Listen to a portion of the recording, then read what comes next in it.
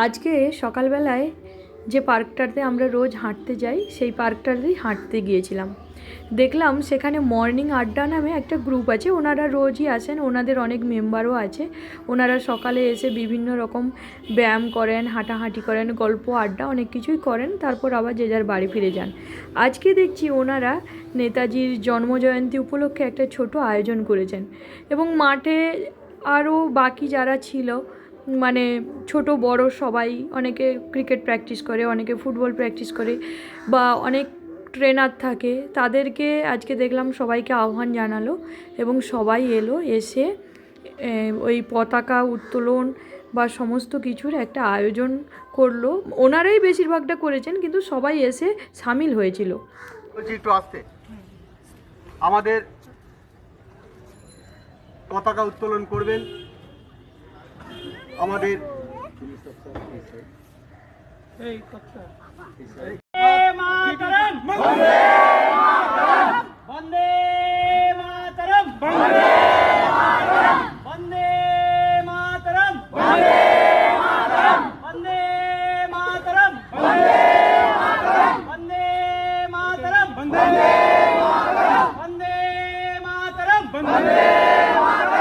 भारत माता की जय, भारत माता की जय, भारत माता की जय, जय हिंद, जय हिंद, जय हिंद, जय हिंद, जय हिंद, जय जन मन अधिनायक जय हे भारत भाग्य विधाता पंजाब सिंधु गुजरात मराठा द्राविड़ उत्कल बंग विंध्य हिमाचल यमुना गंगा उज्जल जलधि तरंग तब शुभ नामे जागे, तब शुभ आशीष मागे।